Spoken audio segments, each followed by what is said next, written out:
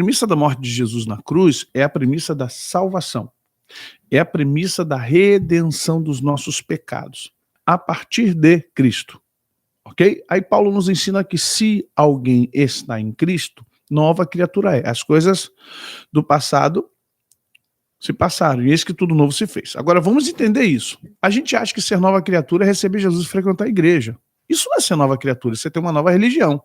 Ser nova criatura não tem a ver com frequentar a igreja, ser membro, fui batizado e agora sou uma nova criatura. Não, uma nova criatura se dá por uma série de outras coisas. Então, gente, vamos compreender isso. Quando Paulo fala lá em 2 Coríntios, capítulo 5, e ele tem um contexto grande sobre isso, e Paulo sempre fala disso, olha, vocês que viviam em pecado, vocês não podem praticar mais pecados, quem mentia não minta mais, quem roubava não roube mais, trabalhe honestamente, se vocês morreram com Cristo na sua morte e ressuscitaram no seu batismo, vocês precisam ter uma vida nova, ao pensar nas coisas que são do alto, não nas que são da terra. Ou seja, Paulo está sempre nos levando a buscar renovação de entendimento. Então, ir na frente, ser batizado, frequentar uma igreja, fazer parte de um ministério, contribuir com oferta, com dízimo, fazer parte lá do Ministério de Missões, isso não faz de você uma nova criatura. Isso faz de você uma pessoa com algo novo para fazer, transformação moral, ética, é uma parte. Mas ser uma nova criatura em Cristo é ser transformado em Cristo de forma total. E aí Paulo, em Gálatas, no capítulo 2, verso 19, diz assim, já estou crucificado com Cristo. E vai até o verso 20. Portanto, agora não vivo mais eu, mas Cristo vive em mim. E o viver que eu vivo agora, eu vivo pela fé no Filho de Deus, o qual me amou e se entregou por mim mesmo. Entenda que isso é uma transformação. Por que coisas do passado interferem no presente e no futuro? Porque já expliquei para vocês que no mundo espiritual não tem tempo cronos. É o tempo indeterminado, é um tempo de uma timeline só. É o kairos. Né? Passado, presente e futuro é uma coisa muito mental. Ela é muito do processo de espaço e tempo que nós possuímos.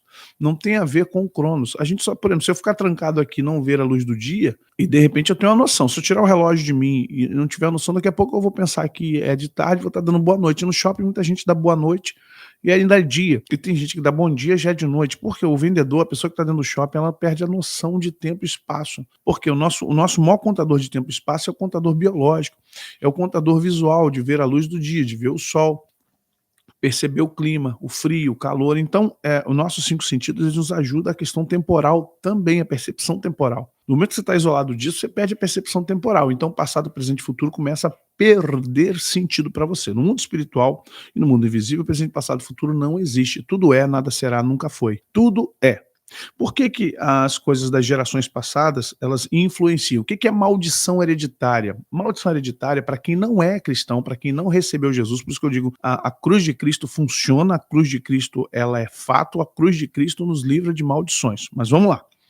Primeiro ponto, esquecer, lembrar, eu já tenho vários vídeos sobre isso, o que é maldição e o que é decreto espiritual, o que é herança espiritual. São duas coisas diferentes. Maldições hereditárias diz respeito a pactos, diz respeito a contratos, diz respeito a envolvimentos com demônios, com seres espirituais, consciências malignas, diz respeito a o que um dos nossos antepassados, né, avô, bisavô, trisavô, tetravô, pentavô, hexavô, não importa lá na frente, lá atrás, e quanto mais longe, pior, porque nós somos a ponta da pirâmide, entenda? Quanto mais para cima você vai, mais alarga, mais fica largo, você vai tendo muitos avós daqui para cima, os antepassados vão só aumentando, porque você é a ponta da pirâmide, seu filho, sua filha, seu neto, sua neta, eles são pontas de pirâmide, e a gente então está próximo à ponta da pirâmide, vocês estão entendendo? Quanto mais para cima você vai, quanto mais rumo acima você vai para o passado, no nosso passado,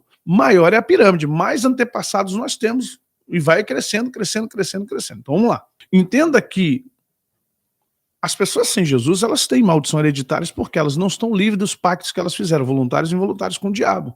E não importa a história, e eu não sei, Deus é quem vai nos dar a condição de entender que história é essa na nossa família. Quando eu e você recebemos Jesus, Uma das coisas que Jesus faz na cruz é pagar as dívidas, é quebrar os contratos espirituais, é quebrar todo o contrato espiritual, toda a malignidade que foi feita através do meu bisavô, trisavô, tetravô, e vai embora, avó, tia, pessoal lá de trás. Então Jesus fala o quê? Você não, você recebeu Jesus. Ao receber Jesus, você tem um plus. Qual o plus?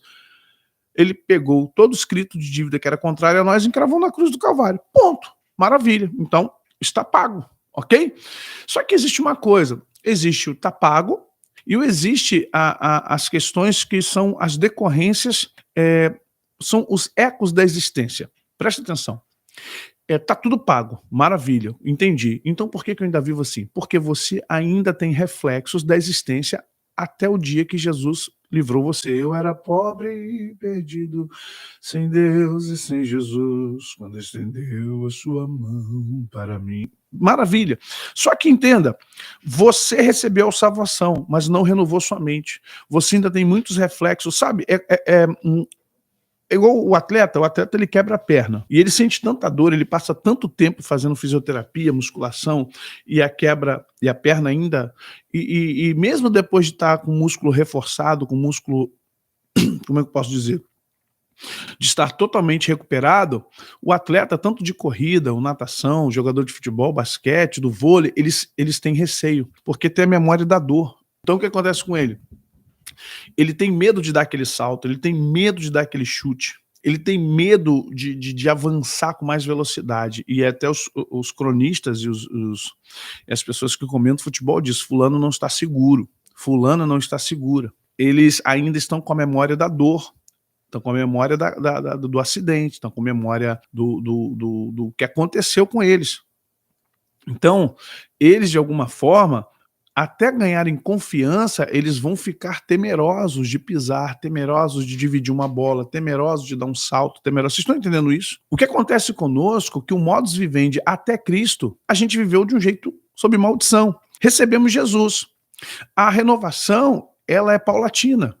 Só que o sistema religioso evangélico, cristão evangélico, principalmente no Brasil, ele faz com que você não migre mentalidade. Você não vai conseguir migrar mentalidade. Você continua assim, você está vivendo uma vida nova em Cristo, mas a sua mente ainda está nos etéreos do passado, do pretérito. Você ainda é preterista, você vive com base no pré-consciente e inconsciente de forma negativa do passado. Vocês estão entendendo? E para você isso torna uma batalha, quando deveria ser uma vida. A maioria dos crentes está em batalha espiritual. Por que a maioria dos crentes está em batalha espiritual? Porque eles estão em Cristo, querendo viver em novidade de vida, mas não conseguem, porque suas vidas estão amarradas no passado. Isso já não tem a ver com o diabo, isso tem a ver com modus vivendi, ou modo de vida. Isso aí, igual o povo que saiu do Egito. Então, por mais que você tenha essa percepção, o que tem que haver após Cristo? Transformação de vida, ao pensar nas coisas que são do alto, buscar em primeiro lugar o reino de Deus e sua justiça, ok? Você precisa ter transformação de pensamento, abrir o entendimento para um novo tempo. Agora, como é que fica? Eu tenho vídeo sobre isso, tá, gente? Só estou ampliando aqui o entendimento para que você possam ir nesse sentido. Nós precisamos compreender que se não houver um propósito de ensinamento para os cristãos mudarem de vida, e os cristãos quiserem, porque olha só, a minha igreja ensina muito, vocês acompanham cultos com a dominical. Então se a pessoa na minha igreja, seja online ou seja ao vivo, não quiser mudar, eu não posso fazer nada. Eu não vou dizer que eu lavo minhas mãos quando eu sou Pilatos. Pilatos é um covarde. O lavar a mão de Pilatos é covardia. Mas eu sacudo o pó da calça, da túnica e falo assim: Jesus, eu ensinei, eu expliquei, eu falei. Não quer mudar de vida por falta de vergonha na cara. Não quer mudar de vida porque não está afim. Não quer mudar de vida porque quer negociar com o mundo. Não quer mudar de vida porque deve imposto a Senaqueribe, deve imposto a Faraó, deve imposto a Nabucodonosor, né? Dá o de Deus para César e não dá o de César para Deus. Então não posso fazer nada por eles. Estou ensinando, Pai. A minha parte, o meu propósito eu estou vivendo. O meu chamado para esse momento eu estou vivendo. Agora, se a turma que frequenta a minha igreja vai lá para idolatrar Zé Maurício, achar que, meu Deus, uma bênção, tu quer ir pastor, não adianta nada, isso não te transforma, isso não te melhora, isso não faz de você uma pessoa melhor.